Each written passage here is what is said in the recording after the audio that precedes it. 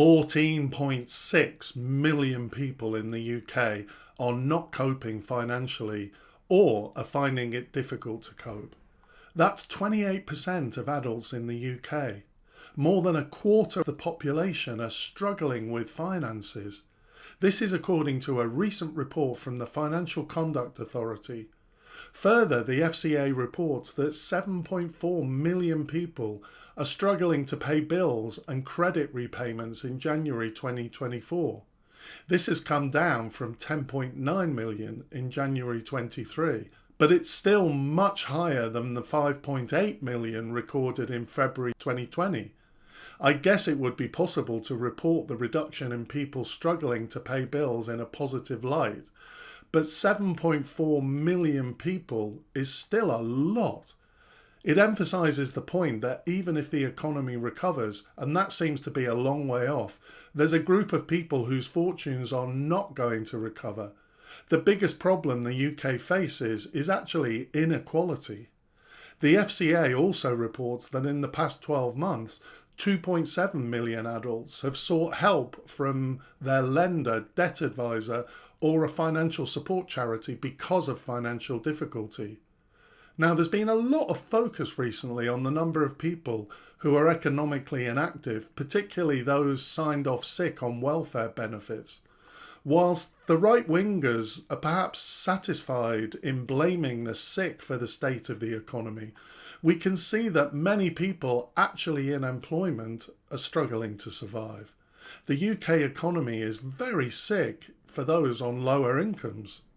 New evidence produced by the charity StepChange found that there's been a significant increase in full-time workers seeking help for finance problems.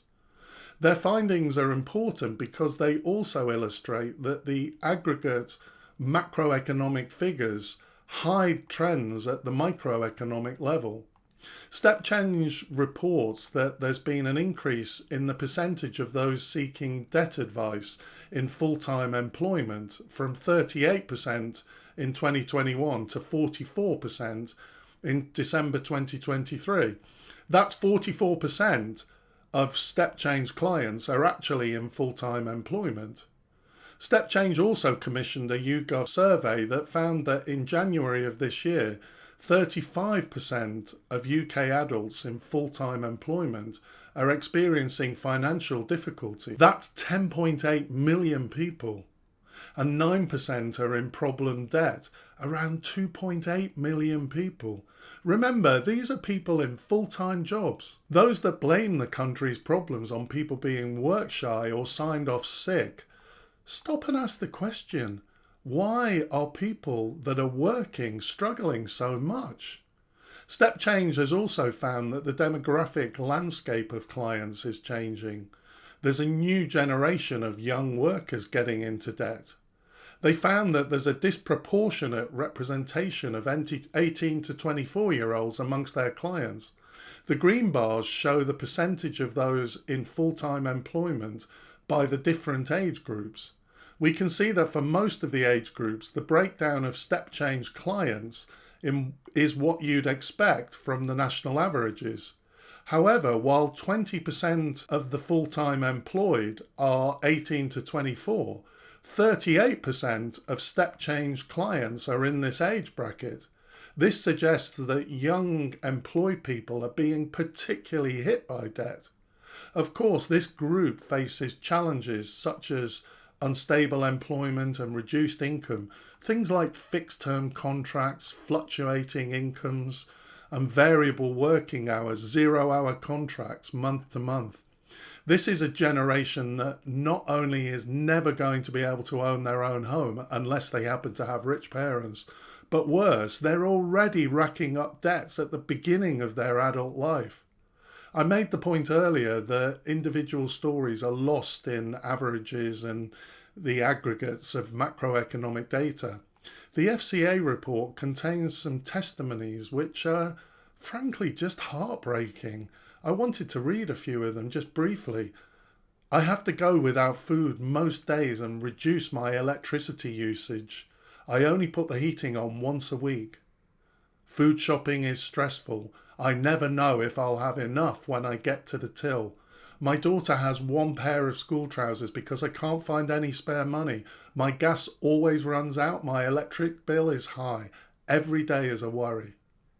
I have zero disposable income, which is starting to affect my mental health. There's no light at the end of the tunnel. Let's just remind ourselves that these are people in full-time employment.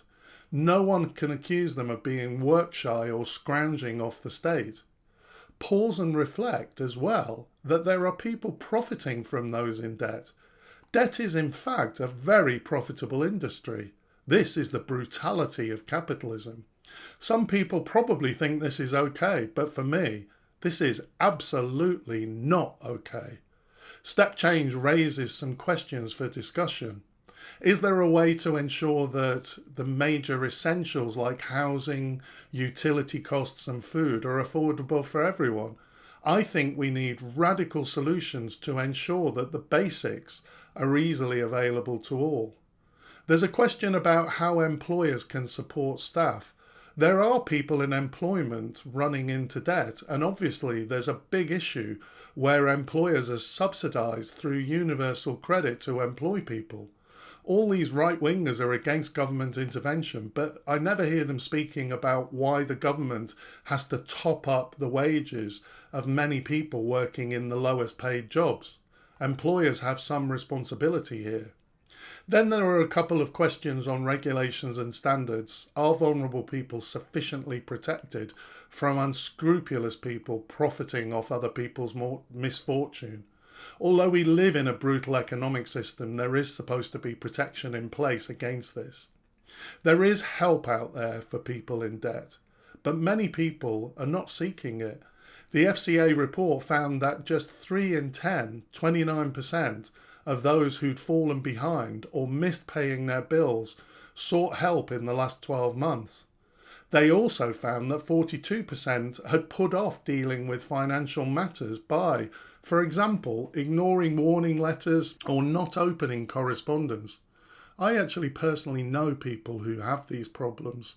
It would be easy to say just buck up and take some responsibility, but it's really not that simple. There are really vulnerable people out there. 41% of StepChange clients in full-time employment have some kind of physical or mental health vulnerability.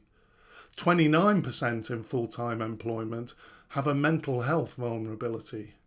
In the Prime Minister's recent speech on people who are signed off sick, he talked about the sick note culture and the risk of over-medicalising the everyday challenges and worries of life. This important step change work shows that even people that are working are absolutely struggling with the everyday challenges and worries of life. We live in a really unequal system where the wealthy do well, while those on lower incomes in much more unstable jobs are really struggling. This is the wasteland of neoliberal economics, and neither the Conservatives nor Labour have policies that will do anything about this. We need much more radical economic action. I hope you found this information useful. If you did, please consider liking or subscribing. I'd really appreciate that. Thanks for watching, and I'll see you next time.